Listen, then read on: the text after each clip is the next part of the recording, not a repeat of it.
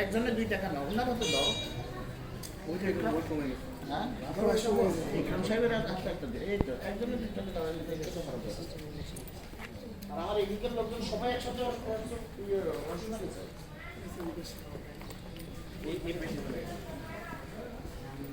আজকে কিসের জন্য মানববন্ধন আপনাদের এ বিষয়ে একটু বলেন।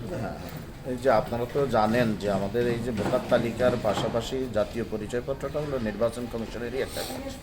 নির্বাচন কমিশনই এই যে জাতীয় পরিচয়পত্রের যে সেবাটুকু জনগণকে দিয়ে যাচ্ছে 16 বছর থেকে, আজ থেকে 16 বছর পর্যন্ত। তো এখন হঠাৎ করে বিগত সরকারেরও শেষের দিকে কোনো একটি মহল, কুচক্রী মহল, এবং এই সরকার এখন আবার হঠাৎ করে এই আইডি কার্ডের এই সেবাটা, জাতীয় পরিচয়পত্র সেবাটা অন্য একটা সংস্থার কাছে দেওয়ার একটি পায়তারা চলছে। আমরা ওই পায়তারার বিরুদ্ধেই আমাদের আজকের এই অবস্থান, আজকের এই মানববন্ধন। সাধারণ মানুষ কি চাচ্ছে আপনাদের কাছে? সাধারণ মানুষ অবশ্যই চাচ্ছে, যেহেতু আপনারা জানেন যে জন্ম সনদও একটা সংস্থার কাছে আছে, তার অস্তিত্ব খুব একটা ভালো না। স্বয়ং প্রধান উপদেষ্টা তিনি বলেছেন যে এটার কোনো বাপ মা নাই।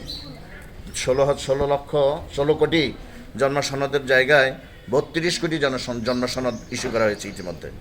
তো যেহেতু অন্য কোনো দপ্তরের কাছে, কোনো সংস্থার কাছে এই ধরনের কোনো ডাটাবেস নিরাপদ থাকছে না, সেক্ষেত্রে আমাদের ইলেকশন কমিশনের কাছে যে ভোটার তালিকাটুকু আছেন এবং যে জাতীয় পরিচয়পত্র আছে, এটা এত বছর পর্যন্ত নিরাপদ আছে, সামনে নিরাপদ থাকবে, এটা জাতি আশা করে এবং আমরাও বিশ্বাস করি। আপনারা প্রধান উপদেষ্টার কাছে কি চাচ্ছেন? আমরা প্রধান উপদেষ্টা এবং বর্তমান সরকারের কাছে চাচ্ছি এই আইডি কার্ড, এবং জনগণেরও চাওয়া বটে যে এইটা যেই দপ্তরের কাছে, মানে নির্বাচন কমিশন যেভাবে লালন পালন করছে, নির্বাচন কমিশন যেভাবে সেবা দিয়ে যাচ্ছে, সেটা নির্বাচন কমিশনের কাছেই থাকুক। আমরা সেই দাবিতেই সোচ্চার। এটা আমাদের প্রোডাক্ট, আমরা এত বছর পর্যন্ত এটাকে লালন পালন করি, আজকে এই পর্যায়ে নিয়ে এসেছি।